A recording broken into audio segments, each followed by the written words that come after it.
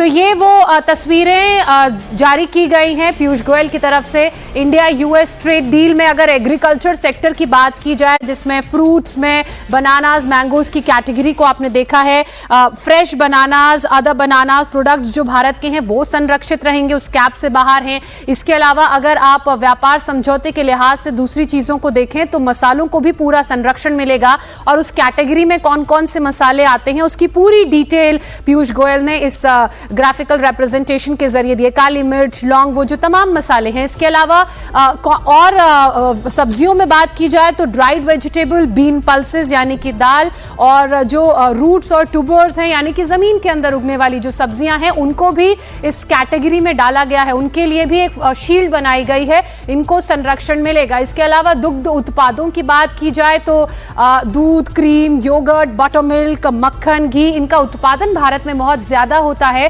यही कारण है कि इनको उस शील्ड के अंदर रखा गया है ताकि किसी तरह से भारतीय किसान से जुड़ी अर्थव्यवस्था को कोई नुकसान ना हो।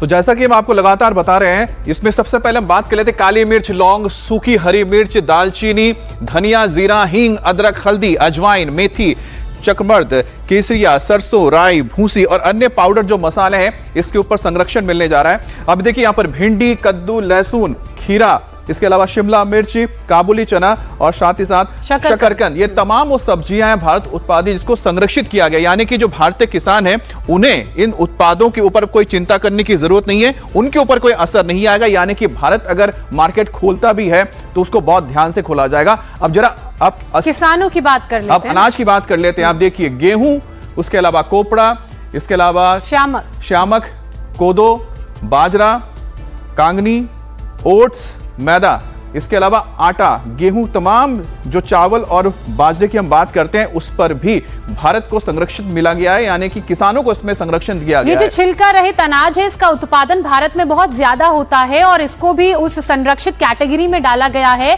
यानी कि जो भी किसान इन अनाजों, इन सब्जियों, इन फलों का उत्पादन करते हैं उन्हें किसी तरह का कोई नुकसान नहीं होगा।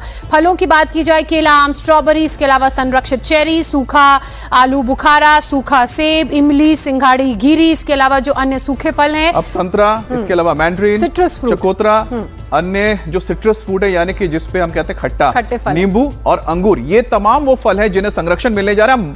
आम बहुत इंपॉर्टेंट है, हाँ, क्योंकि ड्राइड मैंगो स्लाइसेस यानी कि जिसको हम कहते हैं कि मुरब्बा इसका, इसके अलावा mango pulp, other mango products and mango slices in brine, यानी कि जो आम के जो भी उत्पाद हैं जो पैक्ड होकर भी जाते हैं या फ्रेश मैंगो भी जाता है उसे भी संरक्षित किया जा रहा है। केलों की बात की जाए, बनाना एंड अदर बनाना प्रोडक्ट्स मतलब बनाने से बनने वाले चिप्स और जो बाय प्रोडक्ट्स हैं उनको भी संरक्षित कैटेगरी में डाला गया है। रेसिप्रोकल टैरिफ की बात की जाए तो उसको भी 25% से स्लैश करके सीधे 18% कर दिया गया है।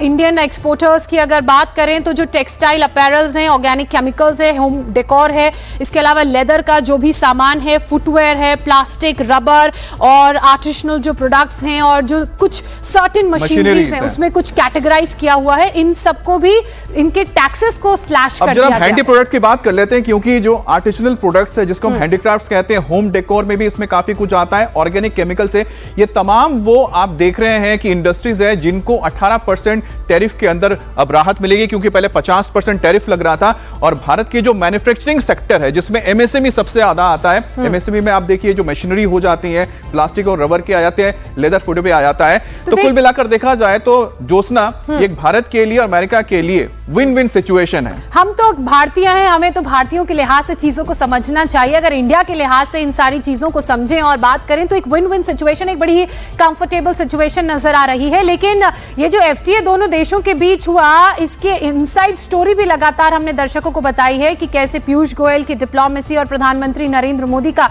प्रेशर के आगे ना झुकना काम आया और ये टैरिफ सीधे घटकर 18% हो गया।